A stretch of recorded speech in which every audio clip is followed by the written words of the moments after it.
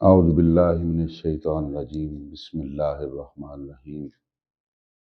الصلاۃ والسلام علیک یا سیدی یا رسول اللہ وعلی آلک وصحابک یا رحمۃ للعالمین الصلاۃ والسلام علیک یا سیدی یا رسول اللہ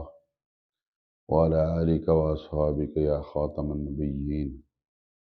الصلاۃ والسلام علیک یا سیدی یا رسول اللہ وعلی آلک وصحابک یا محبوب رب العالمین۔ عزیزان گرامی، السلام علیکم ورحمۃ اللہ وبرکاتہ۔ جیسا کہ ہم سب کے علم میں ہے کہ ماشاءاللہ آج رمضان المبارک کا چاند نظر آ چکا ہے اور ہم سب نماز تراویح کی تیاری کر رہے ہیں۔ اس بابرکت مہینے کا آغاز ہم نے انشاءاللہ العزیز اپنی دنیاوی مصروفیت میں رہتے ہوئے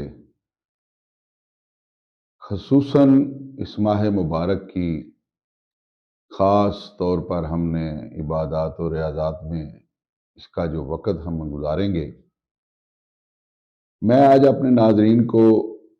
اللہ تبارک و تعالیٰ کی پاک کلام قرآن مجید کی سب سے پہلی سورت فاتحہ کی چند فضیلتیں آپ کے سامنے گوش گزار کرنے لگا ہوں، کیونکہ اللہ تبارک و تعالیٰ کے اس انعام والے مہینے میں، اس بابرکت اور رحمت والے مہینے میں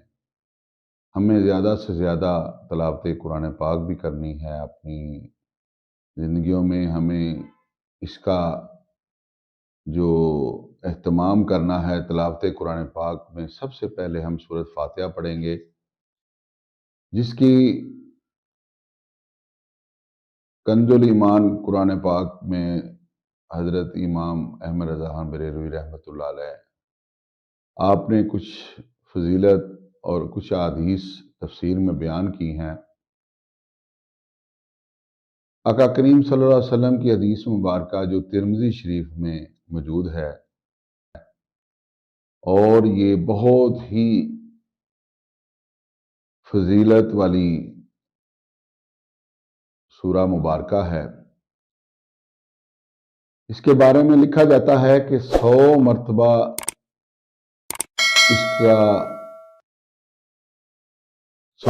اس کو پڑھنے کے بعد کسی بھی مرض کے لیے دعا کریں، اللہ تبارک و تعالیٰ اس میں شفا عطا فرماتا ہے۔ اور بھی لا تعداد اس کی فضیلتیں قرآن پاک میں احادیث میں بیان کی گئی ہیں، تو اسے ہم اپنی زندگی کا معمول بنا لیں اور اس سے مستفید ہوں۔ اللہ تبارک و تعالیٰ سے دعا ہے کہ اللہ کریم ہمیں